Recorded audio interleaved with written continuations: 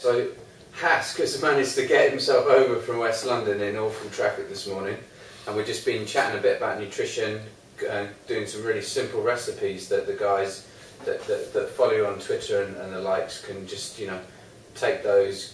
We're going to give PDFs so they can take the recipes down to the supermarket.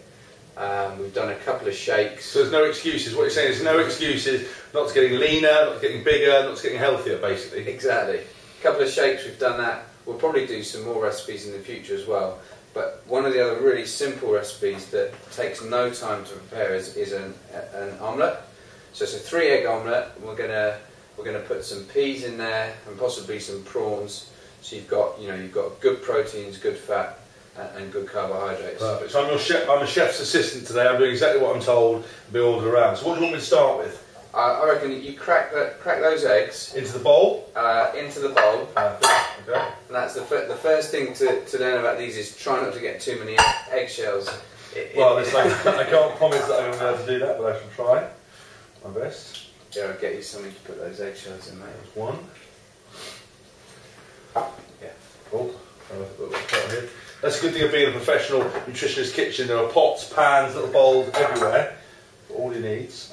So those eggs they're omega enriched. Okay. So what that means is the chicken gets to eat loads of linseeds, and then the egg comes out high in omega-3. But is it really important looking at when you go shopping and everything, that free range, organic, all that kind of stuff? Is that a real key thing? Because sometimes people can be a bit blasé about it. I'm not a massive. I always look for free range, but I don't go into too much detail as anything else. Well, I think it is really important, and the minimum you should look for is free range. And there's a number of reasons for that.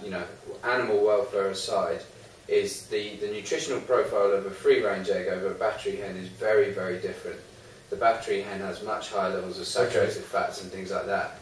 So you are what you eat, but you are what the animal ate as well. So if an animal's been fed all the wrong stuff, the meat of that animal or the eggs from that animal are also going to have a poor nutritional profile. A great example of that is cows, right? They're supposed to eat grass. Everyone thinks they eat grass, but actually they're fed a diet of unrefined cornflakes to make them fat very, very quickly, because it's all about how quickly they can get those animals to grow. So grass-fed beef is one of the best ways you can get high omega-3 content, low levels of saturated fat with grass-fed beef, and you get all the performance benefits of taking in a good level. I didn't know any of that. So I'm even learning today. I had no idea about any of that. Well, is that possible why Wagyu beef and everything else like that? So not, yeah. Obviously the cows be massaged, fed on everything, and looked after really well.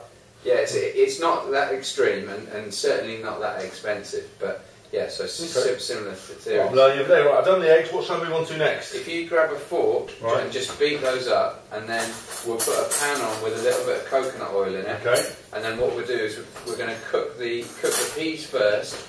Once they're cooked, we're going to add the eggy mixture. So we're just talking about the cooking oils and everything else like that. A lot of people use olive oil, people use butter and everything else like that. Coconut oil, that's something you converted me onto a while ago. Well, why would you start cooking and stuff like that? What's the benefit to that? Well, coconut oil has got what's called a high burn point. So it doesn't. If you heat olive oil up to a really high temperature, it starts to behave like a hydrogenated fat. So it suddenly becomes bad for you. Right. But whereas coconut oil can withstand quite high temperatures, even oven baking, frying, and so on. So it's definitely the oil of choice for cooking foods at a higher temperature. Oh right. Okay. Yeah. Macadamia nut oil also has a high burn point. It's the other oil that you can use for that. There we are. That's blended, beaten. Right, pan on. Let's get pan on. Pan on. Yeah, I'll just get a little bit of oil in there. So we have a bit of virgin olive oil now. Well, we have, yeah, because we ran out of coconut. Oh, right. You can see how professional we are. We've run out of coconut oil, but we've gone to olive oil, but we won't let it get too hot, otherwise, as you said, it behaves like a trans fat, which we don't want that. Exactly. So the key is not to have that on a high heat at all. Okay, we've dropped in some peas. Yeah. Now peas, they're legumes, so they are key for what for you peas?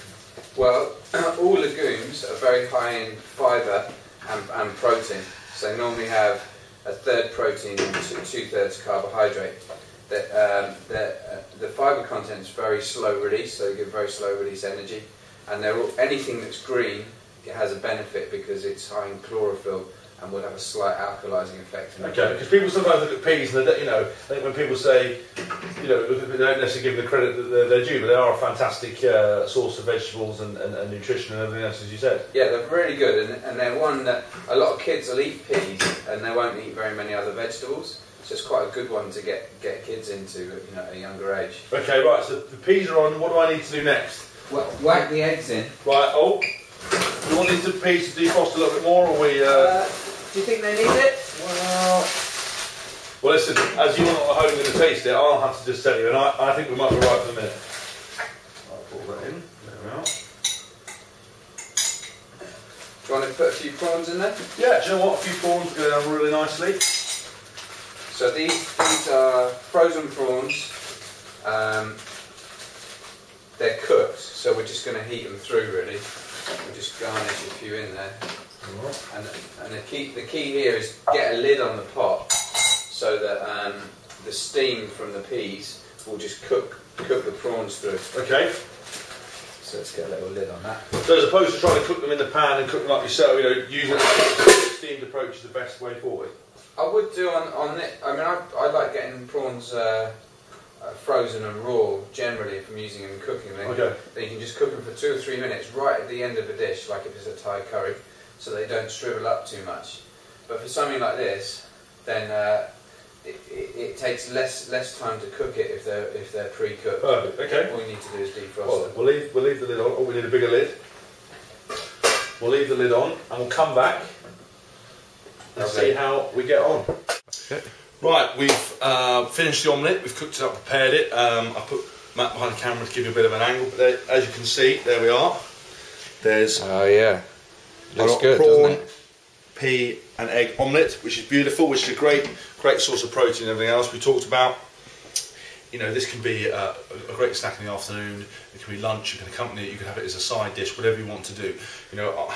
Sometimes I would have something like this, maybe some steak and vegetables as well, just to really get that good graze on. But yeah, there we are, that's a perfect little snack for you.